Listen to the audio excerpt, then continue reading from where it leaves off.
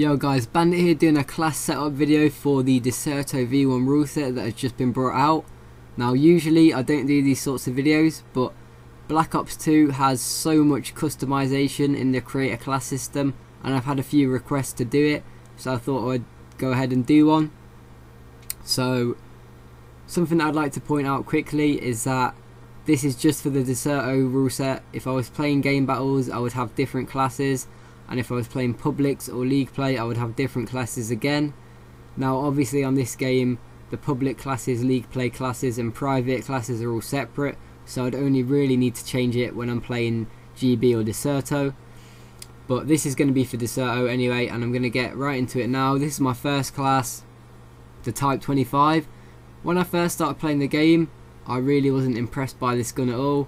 I thought it was quite bad, but after trying a few different combinations on it I've changed my mind, and I think it's probably the second best AR, and I'll get onto which in my opinion is the best one later.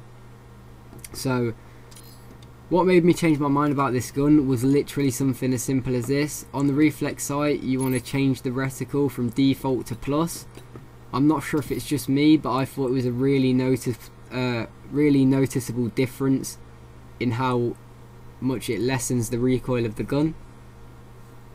Then my secondary, I just have the B23R, which I think we will see banned at some point because it is, in my opinion, extremely overpowered.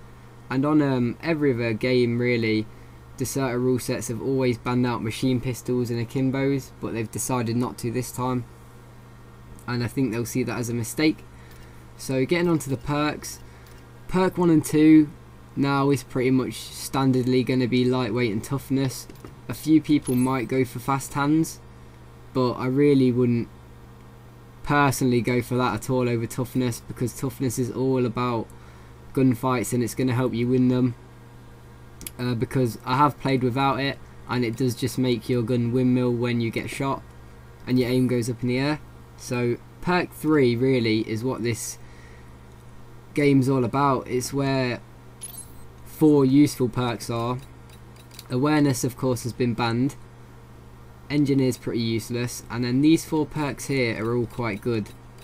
I would say out of the 4, Dexterity is probably the least useful out of them all, but really I think some of these perks should have been in different perk slots instead of them all being bunched up in this one. But anyway, I'm going to say the 2 main ones are going to be Tactical Mask and Dead Silence, and then of course the use of the wild cards for perk 3 Greed, so you can have 2 perk 3 slots. And mainly my reasoning behind this is that Dead Silence had pretty much been key in COD for as long as I can remember, for as long as it's been in the game. So since COD 4 everyone's used Dead Silence,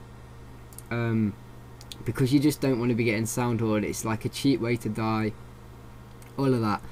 And in this game, I'm sure you'll have noticed if you played the game, some people might not have been even played the game yet and they're watching this video, but the stuns, the flashes, the shock charges, which are of course banned in Decerto, they're all extremely ridiculous and overpowered. A full flash will blind you for quite a considerable amount of time. A full stun will probably stop you from moving from, I would say, about 3 seconds.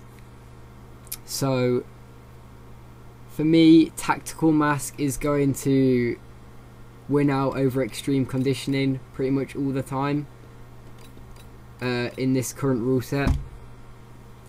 So most of my classes you'll just see Dead Silence and Tactical Mask.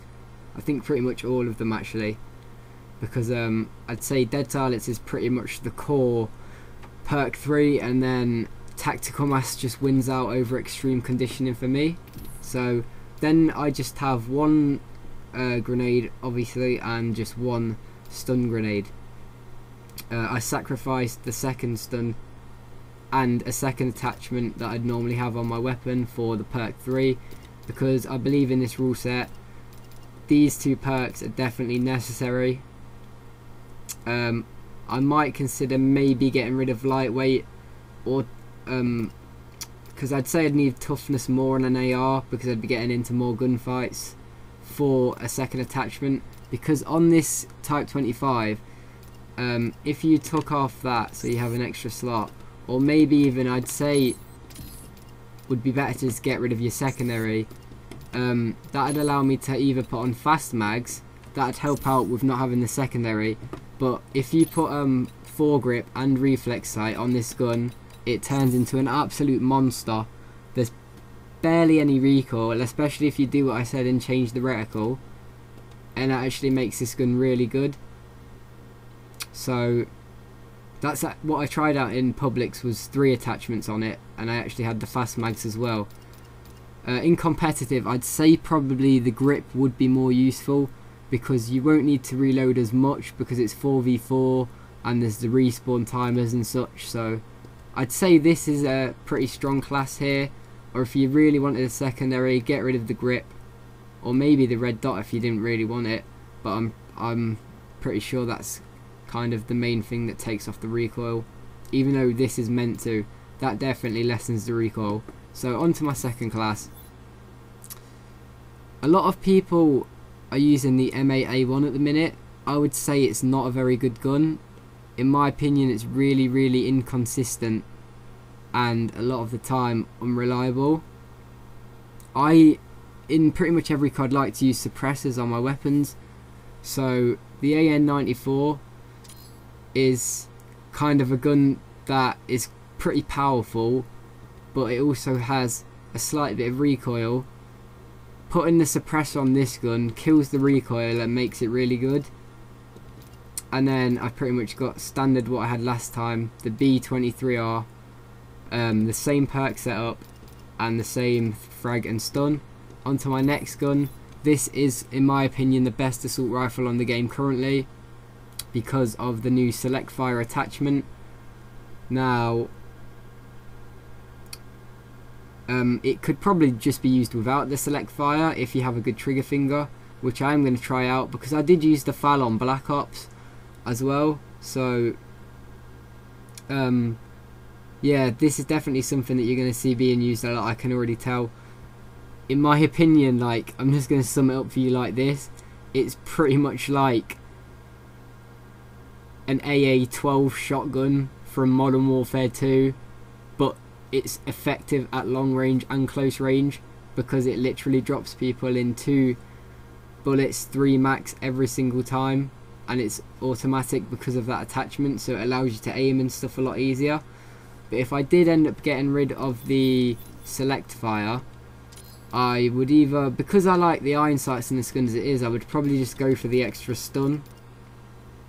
But at the minute, I think the main setups people are going to be running is sacrificing a stun and the secondary attachment for these perk 3s, because they're extremely important.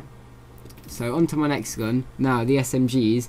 What I do here is I do sacrifice my secondary for a second attachment, because I don't feel the secondaries as necessary on SMGs, because it's more just something on my AR class just to switch to if I'm in trouble. Now, on the MSMC, of course, I'm using the same perk setup again and stuff. On the MSMC, fast mags is absolutely necessary. Fast mags or extended mags. I would say fast mags wins out, just because extended mags only gives you 10 more bullets, whereas fast mags allows you to reload in literally half a second. And then for me, it was either between the long barrel attachment or foregrip. Foregrip's going to make the gun a bit more accurate, but in my opinion, the extra damage and range should win out over that in terms of which one you choose. And then finally, getting on to the last gun, the PDW is an SMG. It's the second one you unlock, and you don't need to be running fast mags or extended mags with it, because the clip size as it is 50. It's quite a low recoil gun. Sorry, not low recoil gun. It's not that powerful. I'd say it's a tiny bit less powerful than the MSMC, but it's by no means a bad gun, and I can see this definitely being used, because of the advantage of clip size, is going to give you the opportunity to use different attachments. For example, what I've got on here, I've got on the suppressor and then the foregrip to reduce the recoil. But instead of foregrip, you could try out different attachments, as I've said. Something I did try out is stock. For those of you that don't know what that is, it's basically Stalker from Modern Warfare 3, and I think that would be effective on this class, just because if you have a silencer and you're kind of walking around with Stalker on, it is something that got quite abused in Modern Warfare 3 publics, and actually got banned in Decerto because it was getting abused that much. So stock is something you should probably try out. I've not tried it out that much yet, but it's something that I'm definitely going to try out. So that's pretty much it for the classes. I'd say the main things you want to take notes of are just the perk setup. I would say those 4 perks are what you're going to be running, at least with this V1 rule set, and then it's really pretty much up to you how you customize your other slots. But in terms of a core class, I would say you definitely want to take perk 3 greed and these 2 third perks. Maybe try out an OBJ class with extreme con instead of tac mask, or maybe even instead of dead silence, because I'm not sure how well you can sound whore in this game. I know you can sound whore quite a lot, so it probably won't work at all.